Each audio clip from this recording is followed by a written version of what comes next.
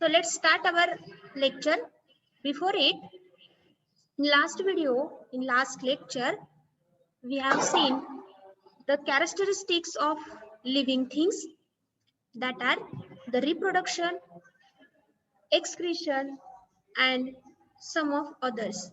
In that, we see the different variations in living organisms in the reproduction process. That means some birds, they can lay eggs, while others, that means horse or other human beings, they can give birth to the young one. Okay, and now in today's lecture,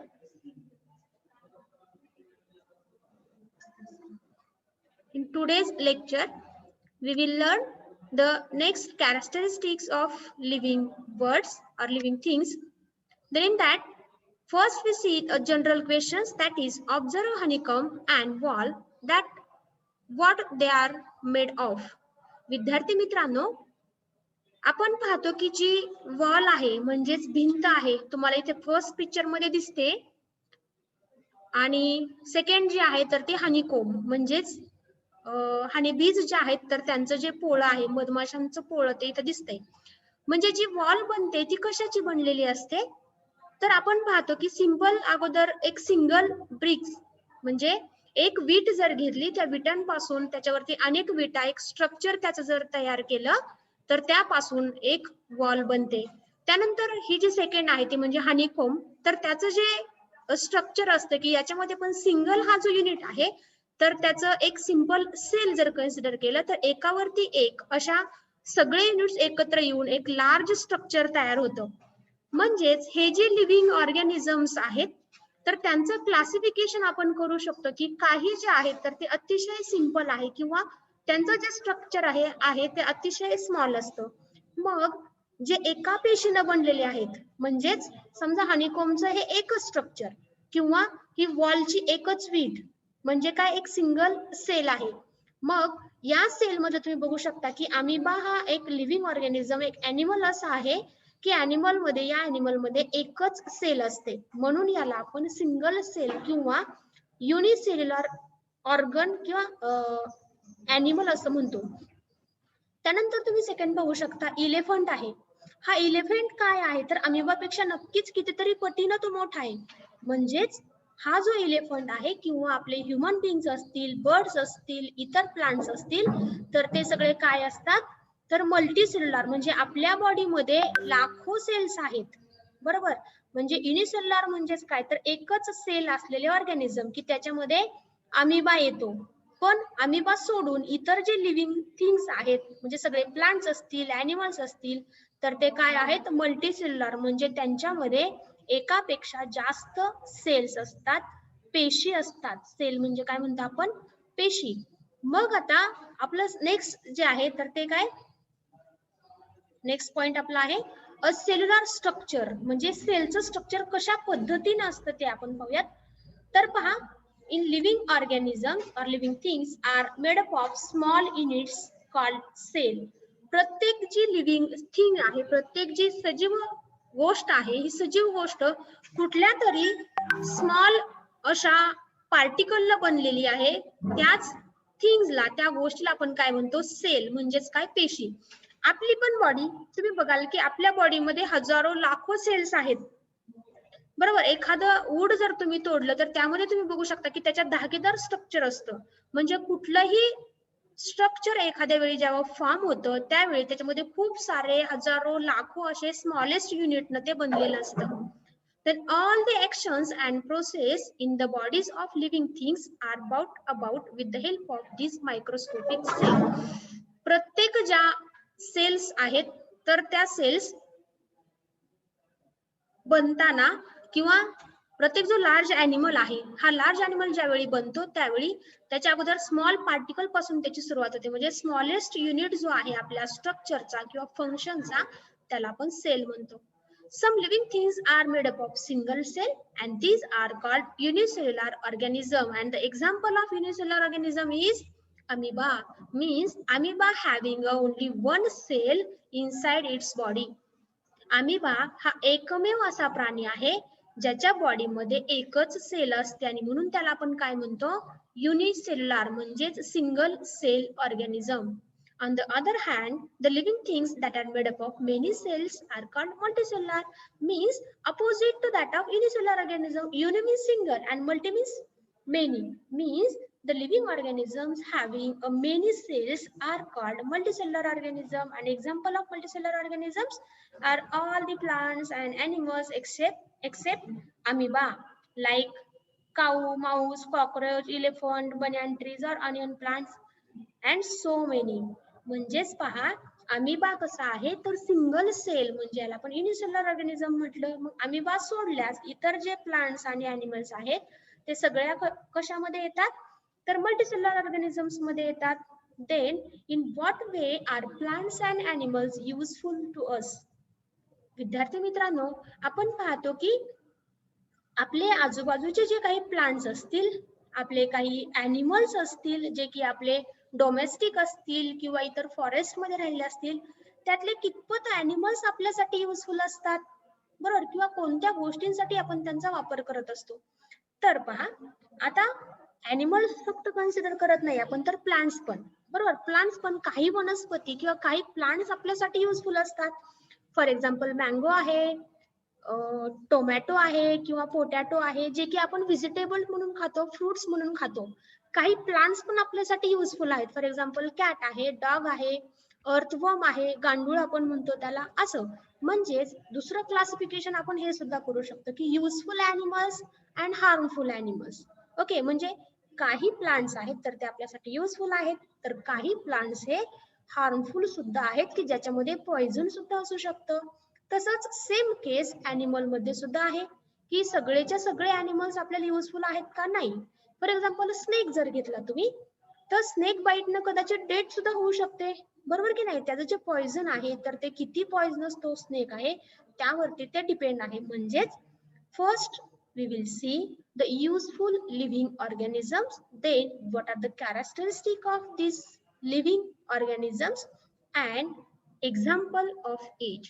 Now plants are used for household as well as industrial purpose. As we know that some plants have their medical use.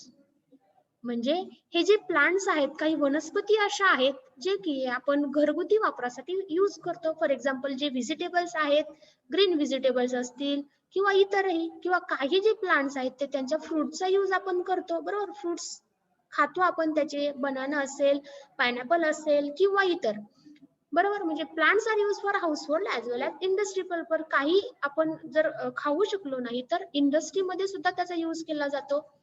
For example fenugreek means methi, potato then okra means bhindi, apple, banana are used as food, while vasaka means adulsa, hirada or hirda then beheda, asparagus are used as medicines. म्हणजे medicines plants कोणते आहेत तर अडुल्सा आहे, याला आपण वसाका म्हणतो, हिरडा, बेहडा, तर हे सगळे मेडिसिन्स प्लांट आहेत की आपल्याला कफ झाला असेल किंवा ताप आला असेल, घसा खोकवत असेल तर अशा प्लांटचा तुम्ही ज्यूस करून पिऊ शकता किंवा त्याचे जे काही सीड्स असतील त्या सीड्सचा वापर तुम्ही काढ्यामध्ये करू शकता. तर जे काही प्लांट्स आहेत यामध्ये आपण पाहिलं की प्लांटचे वेगवेगळे पार्ट्स आपण इनटेक करतो म्हणजेच खातो. काय तर ग्रीन पालेभाज्या म्हणजे हिरव्या पालेभाज्या जर तुम्ही बघायला तर मेथी असेल, पालक असेल, तर या पालेभाज्यांचा आपण फूड मध्ये वापर करत असतो. पण काही जे प्लांट्स असतील तर त्यांचे आपण फ्रुट्स खातो. फॉर एक्झाम्पल ऍपल असेल, बनाना असेल बरोबर ना. तर तसेच म्हणजे काहींचे लीव्स खातो, काहींचे फ्रुट्स खातो, तर काही असे मेडिकल त्याचे युजेस आहेत जे की विविध आपल्या डिसीज वरती ते युजफुल आहेत. Then animals are also useful to us. Dogs, cat, cows, buffaloes are kept for domestic uses. Then fish, sheep, fowl are used as food, while animals like horses, oxen, camels prove useful in various occupations. आता इथपर्यंत आपण पाहिले की हे सगळे प्लांटचे uses आहेत. मग ॲनिमलचे युजेस कोणते आहेत किंवा कोणते ॲनिमल आपण यूज करतो वेगवेगळ्या पर्पजेससाठी. तर आपण पाहतो की पाळीव प्राणी जे आहेत म्हणजे त्याला आपण डोमेस्टिक ॲनिमल्स म्हणतो. मग हे कोणते ॲनिमल्स आहेत तर कॅट आहे, डॉग आहे, काऊ, बफॅलो, हे सगळे डोमेस्टिक ॲनिमल आहेत. मग याही पेक्षा वेगळ्या अॅनिमलचा यूज आहे का आपल्याला? तर हो आहे. मग काही यातले जे अॅनिमल्स आहेत, फॉर एक्झाम्पल फिश असेल, शीप असेल, तर हे अॅनिमल ॲज अ फूड म्हणून आपण यूज करतो. किंवा आणखी कुठले अॅनिमल यापेक्षा वेगळे? तर हॉर्सेस आहेत, ओक्सेन आहे, कॅमल आहे, म्हणजे घोडा, उंट, बैल यांचा वापर कशासाठी करतो आपण? तर जे काही वेगवेगळ्या ठिकाणच्या ट्रान्सपोर्टसाठी या अॅनिमलचा यूज केला जातो. म्हणजेच हे काय आहे, तर यातले काही प्लांट्स इथे युजेस दिलेले आहेत आणि यात सेकंड थर्ड पॅराग्राफ मध्ये आपण काही अॅनिमलचे युजेस दिले आहेत की वेगवेगळ्या ठिकाणी वेगवेगळ्या पर्पजसाठी या अॅनिमलचा यूज केला जातो. Also the earthworm is very useful in agriculture purpose. As we know that earthworm जो आहे, जो याला आपण गांडूळ म्हणतो, तर हा जो गांडूळ आहे हा काय करतो, तर जमीन भुसभुशीत करण्याचं काम करतो. तुम्ही ऐकलं असेल की अर्थवर्मचं फर्टिलायझर असतं, बरोबर? त्याची अर्थवर्मची खतं असतात की ज्यामुळे आपलं जे क्रॉप आहे, जे पीक आहे, अतिशय चांगल्या पद्धतीनं शेतामध्ये उगून येत असतं. म्हणजे अर्थवर्म सुद्धा एक असा अॅनिमल आहे जो की आपल्यासाठी अतिशय युजफुल आहे. आता इथपर्यंत आपण युजफुल अॅनिमल्स पाहिले.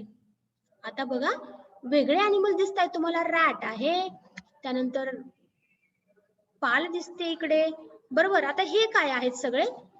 तर पहा, आणखी प्लांट्स मध्ये जर तुम्ही पाहिलं तर धतुरा आहे, देन कोलोकॅसिया लीव्हज आहेत. आता इथे जरी आळूची आपल्याला पानं दिसत असली तरी सुद्धा हा वेगळा प्रकारचे आहेत, जेणेकरून त्याच्यामध्ये पॉइझन असतं. म्हणजेच काय, जसे युजफुल काही अॅनिमल्स प्लांट्स आहेत, तसेच हार्मफुल सुद्धा आहेत. Means we will see some harmful animals or harmful things in case of plants and in animals. Some animals and plants around us are harmful to man. Also, for example, mosquitoes, flies spread diseases and cockroaches, mice, rat destroy our food. पहा, आपण पाहतो की आपल्या आजूबाजूचे काही प्राणी म्हणजे जे की आपण पाळतो ते डोमेस्टिक अॅनिमल आहेत, ते आपल्यासाठी चांगले आहेत, बरोबर? ते आपले रक्षण करतात एनिमीज पासून वगैरे. पण यातलेही काही अॅनिमल असे आहेत, फॉर एक्झाम्पल मॉस्किटो असतील किंवा फ्लाईज म्हणजे मच्छर आहे, माशा आहेत, यामुळे काय की वेगवेगळे डिसीजेस स्प्रेड होतात. आपण पाहतो की या ज्या माशा आहेत तर त्या कुठे असे इतरत्र घाणीवरती बसल्यानंतर त्यांच्या पायाला हे व्हायरस किंवा जे काही खराब मटेरियल आहे तर ते चिकटून राहतात आणि तेच घरामध्ये आल्यानंतर जर अन्न पदार्थावरती ते बसले किंवा बाहेरचे जे आपण म्हणतो रोडवरचं जे खाणं आहे तर ते, बरोबर की नाही, तर त्यावरती बसल्यानंतर वेगवेगळे डिसीजेस स्प्रेड होतात. यानंतर आणखी काय की कॉक्रोच आहे, माईस आहे, रॅट, ते काय करतात तर आपलं जे अन्न आहे तर त्या अन्नाची पूर्ण नासाडी करत असतात. Then lice, ticks also spread diseases, म्हणजे उवा आहेत किंवा गोचिडा आहेत, तर यामुळे सुद्धा वेगवेगळे डिसीजेस स्प्रेड होतात. म्हणजे एखाद्या व्यक्तीला जर काय ब्लड थ्रू होणारा एखादा डिसीज झाला असेल तर हे जे काही लाईस आहे किंवा टिक्स आहेत तर ते वेगवेगळे डिसीजेस स्प्रेड करतात. The bites of some poisonous lizards, spiders, snakes and scorpions can even cause death. आपण पाहतो की पॉइझनस लिझार्ड्स म्हणजे काय, पाल म्हणतो आपण याला, स्पायडर्स इथे दिसतंय पहा स्पायडर, स्नेक आणि स्कॉर्पियन्स, हे जे स्कॉर्पियन्स वगैरे आहेत तर हे काय करतात की एखाद्या व्यक्तीला चावल्यानंतर जर ते जास्त पॉइझनिंग असतील तर मात्र डेथ होऊ शकते. If wild elephants enter human settlements, they cause a lot of destruction. हे अॅनिमल आतापर्यंत आपण पाहिलं की ते घरगुती स्वरूपात नासाडी करतात किंवा डिसीजेस स्प्रेड करतात. पण जसं की डोमेस्टिक मध्ये आपण पाहिले की इलेफंट आहेत, पण जे काही इलेफंट असे आहे की सपोज ह्युमन सेटलमेंट म्हणजे आपले जे लोकवस्ती आहे अशा ठिकाणी जर आले तर खूप जास्त प्रमाणामध्ये ते डिस्ट्रक्शन करतात, सगळी नासाडी करतात. तुम्ही न्यूज मध्ये सुद्धा ऐकलं असेल की कदाचित जंगलातील हत्ती गावामध्ये घुसला आणि खूप जास्त त्यानं इतरत्र सगळं डिस्ट्रक्शन केलं किंवा पाडणं किंवा सगळं विस्कळीत करून टाकलं. ठीक आहे, तर अशा पद्धतीनं some plants too can be harmful, as for example the dodder, then parthenum and other weeds. आपण पाहतो ज्या पद्धतीनं अॅनिमल हार्मफुल आहेत तसेच काही प्लांट सुद्धा आहेत जे की आपल्यासाठी घातक आहेत. मग यातले एक्झाम्पल आहेत धतुरा, आपण त्याला धोत्रा म्हणतो, आणि दुसरं आहे तर ते कोकोस कॅसिया ल्यूज, याची जी पानं आहेत ती अतिशय पॉइझनस असतात. जनरली तुम्ही पहा की ज्या चाऱ्या असतात म्हणजे कॅनोलच्या साईडला जे छोट्या छोट्या चाऱ्या असतात, तर अशा ठिकाणी या ल्यूजची ग्रोथ खूप मोठी झालेली असते. मग ही जी ग्रोथ आहे तर ते वाढणारे, पण नॉर्मल जे अळू आहे तर ते त्याची म्हणजे म्हणजे मध्यम त्यांची वाढ असते, पण हे जे ल्यूज असतात ते अतिशय मोठ्या प्रमाणामध्ये वाढतात. मात्र हे हार्मफुल असतात, ते पॉइझनस असतात. तर अशा पद्धतीने म्हणजे जसे प्लांट हार्मफुल आहेत तसेच ॲनिमल सुद्धा हार्मफुल आहेत. Then pots of nettle colocasia leaves cause itching. नंतर तुम्ही बघा नेटल एक हे प्लांट आहे की ज्याच्या स्टेम जरी आपल्या बॉडीला लागलं तरी सुद्धा आपल्याला इचिंग होतं, म्हणजे खाज सुटते पूर्ण शरीरामध्ये. तर अशा पद्धतीने then plants like oleander lantana have strong odour. काही असे प्लांट्स आहेत ज्यांचा स्मेल अतिशय स्ट्रॉंग आहे की जे तोडल्यानंतरही आपल्याला लगेचच तो स्मेल जो आहे तर तो नकोसा वाटतो. The Dhatura plant is poisonous. Uncontrolled growth of fungi and algae in water pollutes drinking water and may cause the spread of diseases. म्हणजे पहा, आपण पाहिले की धतुरा हा पॉइझनस आहे, घातक आहे. पण पाण्यावरती झालेली जी अल्गीची ग्रोथ आहे किंवा फंगीची जी ग्रोथ आहे यामुळे काय होतं, तर वॉटर हे पोल्यूट होतं. म्हणजे काय, तर वॉटरचं पोल्युशन होतं, पाण्याचं प्रदूषण होतं. तुम्ही बघा शहर ठिकाणी जर तुम्ही गेलात तर त्या शहरामधून वाहणाऱ्या नदीमध्ये वरच्या साईडला म्हणजे वरती आपल्याला ग्रीन सगळं दिसतं. आता हे ग्रीन म्हणजे ग्रीन प्लांट्स नसतात बाळांनो, तर ती वाढलेली अल्गी असते. मग या अल्गीमुळे काय होतं, तर जे काही ॲक्वेटिक त्याच्यामध्ये असलेले प्लांट्स असतील किंवा ॲनिमल्स असतील यांना मात्र पुरेसा सनलाईट मिळत नाही. म्हणजे प्लांट्स आतल्या जे आहेत त्यांना पुरेसा सनलाईट जर मिळाला नाही तर त्यांची ग्रोथ थांबते, बरोबर की नाही. किंवा फिश असतील, इतर काही ॲक्वेटिक ॲनिमल्स असतील तर त्यांना जे काही फूड मटेरियल आहे तर ते व्यवस्थित मिळत नाही आणि त्यामुळे त्यांची ग्रोथ ही तिथेच थांबते. म्हणजेच ज्या पद्धतीनं इतर हे धोतरा वगैरे पॉइझनस आहे तितकंच अल्गी आणि फंगीची जी ग्रोथ आहे वॉटरवरती तर ती सुद्धा आपल्यासाठी घातक असू शकते. ठीक आहे. तर अशा पद्धतीनं हे आपण युजफुल आणि हार्मफुल ॲनिमल्स पाहिलेले आहेत. त्यानंतर आपण पाहूया वाईल्ड ॲनिमल्स. आता वाईल्ड ॲनिमल्स आपल्याला माहिती आहे की जे जंगलामध्ये राहतात त्यांना आपण वाईल्ड ॲनिमल्स म्हणतो. मग हे कोणते ॲनिमल्स आहेत, पिक्चर मध्ये पाहूनही सांगू शकता किंवा तुम्हाला माहिती असलेले तुम्ही सांगू शकता. पहा की हे जे वाईल्ड ॲनिमल्स आहेत that hunts other animals for food are called predators. And for example tigers, lions, then wolves, leopards, and sometimes due to deforestation, such animals enter human settlements in search of food and may kill domestic animals for peoples. म्हणजे हे जे जंगली प्राणी आहेत ते काय करतात, तर ते इतर प्राण्यांना खातात. बरोबर, तुम्ही पाहाल टायगर किंवा लायन असेल तर इतर छोट्या छोट्या प्राण्यांना खाल्ल्यामुळे काय होतं, तर त्या छोट्या प्राण्यांची जी काही ग्रोथ आहे तर ती थांबते किंवा त्यांचं जे पुन्हा स्पेसिस नवीन येणार असते तर त्यांची पूर्ण ग्रोथ थांबते. बरोबर, म्हणजेच काय की याला कारण कोणती आहे, तर कधी कधी डिफॉरेस्टेशन जर झालं म्हणजे जंगलतोड जर झाली तर हे ॲनिमल्स जिथं रहदारी आहे किंवा ह्युमन सेटलमेंट आहे अशा ठिकाणी येऊन जसं की खूप लार्ज अमाऊंट मध्ये ते डिस्ट्रक्शन करतात. बरोबर, आणि तर अशा पद्धतीनं आपला जो हा चॅप्टर आहे सेकंड नंबरचा द लिव्हिंग वर्ड हा इथे संपलेला आहे. यामध्ये आपण सुरुवातीला लिव्हिंग वर्डच्या कोणत्या कॅरेक्टरिस्टिक्स आहेत ते आपण पाहिलेले आहेत. यामध्ये महत्वाचं म्हणजे ग्रोथ, त्यानंतर food is necessary for growth, then respiration, reproduction, stimulation, excretion, and then animals and plants, that is the useful and harmful living organisms and wild animals. तर इथपर्यंतचा आपला जो टॉपिक आहे तो संपलेला आहे. पुढील लेक्चर मध्ये आपण या चॅप्टरची एक्सरसाइज पाहणार आहोत. आपण थांबूयात आता.